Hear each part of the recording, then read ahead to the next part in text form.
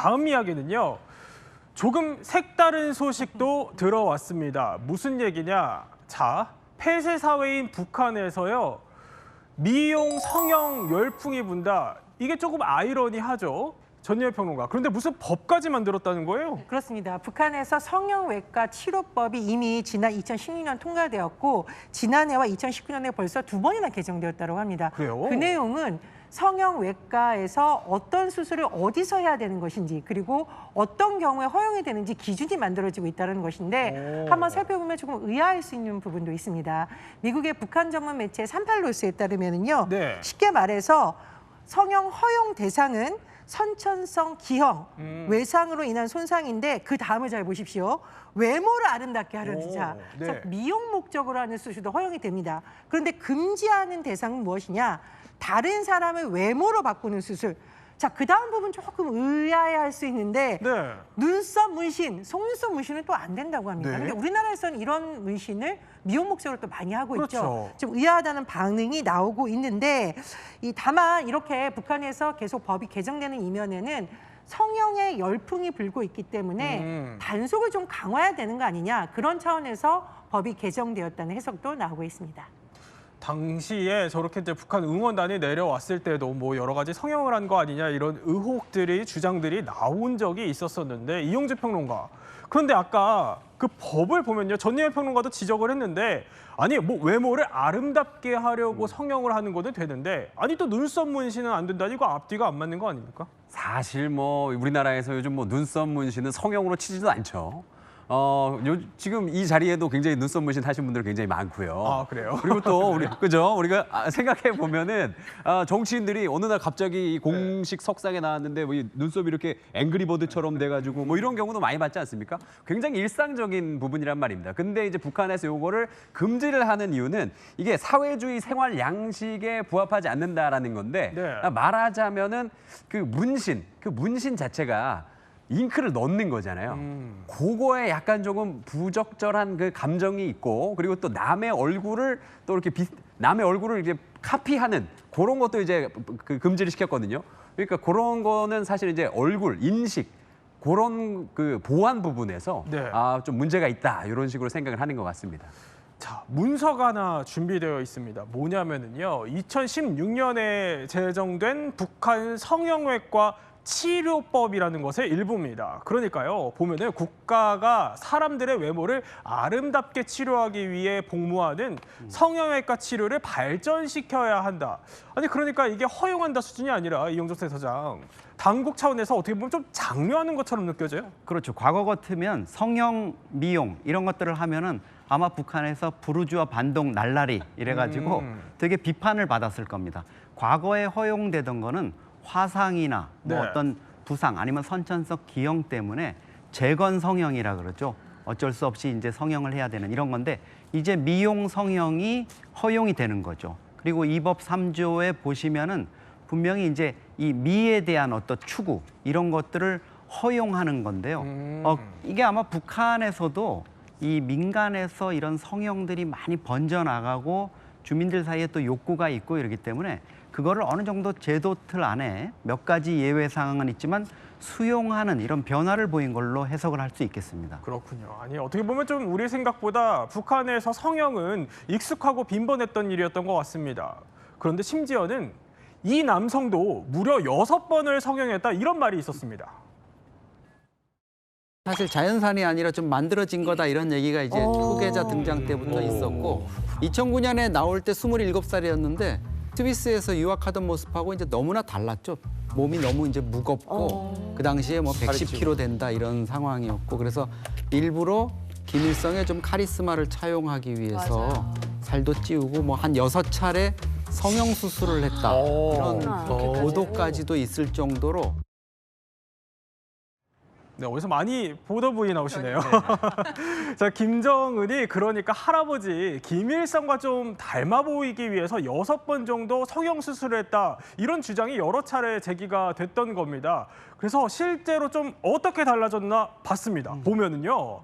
자, 가운데 2010년만 돼도 후계자 지명 이후에는 우리가 기억하는 김정은의 얼굴이랑 좀 비슷한데 자, 이남미 기자 보면은 왼쪽에 학창 시절 보면은 이거 좀 다른 얼굴이에요. 스위스 때 학창 시절을 보낸 걸로 알려졌잖아요. 저 때만 해도 지금처럼 이렇게 풍채가 더 있어 보이는 체격도 아니고 눈이나 코도 좀 다른 모습을 볼 수 있습니다. 스위스 때 학창 시절 보내던 지금 김정은의 모습이고요. 2010년도에 김정은이 공식 석상에 나타나기 시작했는데 후계자로 정해진 게 한 2007년쯤이다. 그러니까 2007년에서 2010년 사이에 6번 정도 성형 수술을 해서 공식 석상의 모습을 드러냈다라는 얘기가 나오는 겁니다. 방금 이영종 박사님이 조금 전 저희 방송에 하셨던 말씀처럼요. 그리고 지금 2016년도의 모습을 보면은 네. 저 때가요. 당대회를 한 달 정도 앞뒀을 때 모습인데요. 잠깐 좀 뭔가 다른 거 못 느끼시겠어요? 보면요. 눈도 좀 더 쌍꺼풀 네. 라인이 좀 더 짙게 보이고 부어 있어요. 그리고 코 주변도 보면 좀 부어 있는 모습을 보실 수 있는데요.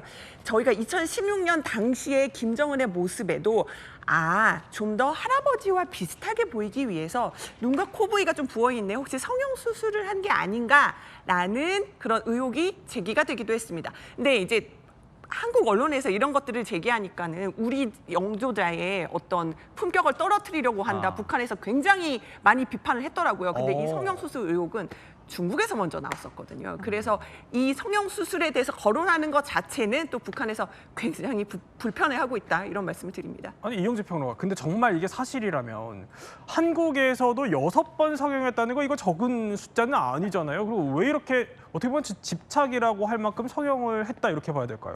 아무래도 이게 자신의 혈통과 관련된 문제이기 때문인 것 같은데요. 김일성, 김정일, 그러니까 자기 할아버지, 아버지랑은 조금 다르게 이 김정은 같은 경우에는 엄마가 이제 제일교포 출신이지 않습니까? 네.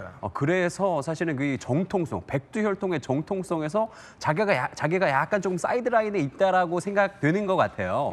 그래서 요거를 이제 다시 중심으로 돌아오기 위해서 성형도 6번 하고 살도 찌우고 심지어 성대모사도 할아버지랑 굉장히 비슷하게 하고요. 중요한 일 있으면 할아버지 옷 코스프레 해서 입고요. 그리고 또 중요한 뭐 이벤트 같은 거 직전에는 백두산에 백마 타고 들어가고요. 이런 것들로 보여주면서 할아버지의 모습을 자기에게 부여를 해서 이 정통성을 내가 있는 게 확실하다. 이런 걸 이제 인민들에게 보여주기 위함인 것 같습니다. 물론 진짜 했는지는 김정은만 알겠지만 네. 이영정 박사님 어떻게 보세요? 제가 보기에는 할아버지 김일성의 모습을 따라잡기 위해서 틀림없이 어떤 부분적인 이런 시술을 한 것 같아요. 그 옷이라든가 이런 것도 할아버지의 옷을 그대로 본따 입는데 저 당시에는 이제 그 카리스마를 차용할 수밖에 없는 자기 권력 기반이 좀 취약한 때였습니다. 그렇군요. 자, 북한에서는요. 도 단위 이상의 진짜 성형외과 병원에서 전문의를 딴 의사들만 성형이 가능하다고 합니다. 그런데 북한에 그렇게 많은 또 병원과 의사가 있을 리가 없겠죠. 드는 돈도 한두 푼이 아닐 거고요. 그러면 북한 주민들은 다 어디서 성형을 받고 있었을까요? 집에서 하는 거는 눈 쌍꺼풀 수술까지만 집에 와서 하고요. 그리고 코나 가슴 성형은 병원에 가서 하는데 지방에서는 안 되고요. 평양에 꼭 올라가서 달러로 이제 책정이 되는데 그거 평양에서 성형외과가 따로 있어서 하는 게 아니고요. 평양에 이제 유명한 병원들이 있습니다. 거기서 몰래 저녁에 야매로 불 켜고 하고 있어요. 근데 거의 다 상류층들만 하는 거라서. 아니 그렇게 탈북민 증언대로 쌍꺼풀 정도는 그러니까 아예 뭐 집에서 한다 이렇게 생각을 하는 것 같은데 그런 부작용이 좀 심하지 않을까요? 위험하죠. 위험하고 여러 가지 어려움이 있는데 제가 평양에 갔을 때 고려 호텔 그 레스토랑의 여성 의뢰원이라고 그러죠. 네. 쌍꺼풀을 했는데 아직 붓기가 안 빠진 채로 일을 하러 나왔더라고요. 너무 안쓰러워서 성형을 어디서 했냐 이렇게 물어보니까 네. 이 대외봉사 부분, 그러니까 외국 사람들이 오는 식당에서 일하는 경우에는 네. 적십자병원 거기서 무료로 이제 해주는 경우가 있다고 하더라고요. 근데 이 친구가 얘기가 마취를 안 하고 한대요. 네? 그래서 아이고. 아니 그게 말이 되느냐, 적십자병원이면 꽤 큰 데인데 이랬더니 이 마취약이 좀 부족한 경우가 많고 그다음에 우리처럼 마취 기술이 정교하지가 않아서 뭐 이 깨는 시간 이런 것들이 좀 약하게 하면은 좀 고통을 느끼는데 참고 할 수 있냐 이랬더니 그걸 참고 한다는 거예요. 민간에서도 마찬가지고. 그래서 제가 정말 존경스러웠습니다. 아니 그러니까 봉사원이기 때문에 사람을 상대하는 직업을 하다 보니까 그래서 적십자에서 해준다 이 그렇죠. 얘기인 그때는 거예요. 이제 그래서 무료로 해준다는데 지금은 이제 이런 것들이 어떻게 보면 성형 이런 거를 약간 허용하는 쪽으로 갔는데 여전히 대부분의 사람들은 이제 민간에서 하는데 비용이 한 북한 돈으로 한 2만 원 된다 그러죠. 북한 주민들 한 달 월급이 3,000원인데 네. 상당한 액수의 돈을 지불해야만 할 수 있는 겁니다. 그러면 한 6, 7개월치의 봉급을 드려야지만 할 수 있다. 그렇습니다. 라는 네. 거네요. 참 그런데요. 이런 분들도 있었습니다. 몰래 한 주에 13명에게까지 불법 시술을 해봤다. 이런 탈북민의 증언도 있었습니다. 하루에 그래서 평균 2명인데 주에 13명까지 봤어요. 언니가 하는 거 옆에서 봤어요. 제가 그게 선에 제가 익더라고요. 한두 번 언니 따라다니면서 걔랑 따라다니면서 했는데 그게 한 번 언니가 옆에서 배워주는 대로 했는데 되는 거예요. 뭐 절대 따라해서는 안 되겠지만 이용재 평론가. 그러니까 아까 이제 이영조 센터장 말대로 마취제를 구하기가 어려서 마취 크림도 바르고 이렇게 아름아름 북한 성형을 한다는 거예요. 너무 위험천만한데요? 네, 그렇죠. 저는 사실 저거를 참을 수 있는 고통인가 잘 모르겠습니다. 사실 뭐 예전에 그 관우가 마취 없이 화살촉 빼는 그거 했었잖아요. 좀 그거보다 더 아플 것 같은데요. 쌍꺼풀 네. 같은 거 하고 그러는 거. 참 이거 좋지 않는 것 같습니다. 그리고 또 위생적으로도 예. 그게 저는 좀 걱정이 되더라고요. 아픈 건 아픈 건데 위생적으로 이게 괜찮은 걸까? 수술하다가 혹시 더 아프게 되는 거 아닐까? 네. 이런 걱정이 좀 많이 듭니다. 어떻게 보면은 뭐 북한이 이런 뭐 성형 시술과 관련된 법 조항까지 만들었다는 거는 그만큼 내부에서도 부작용이 컸다 이런 얘기인 것 같습니다.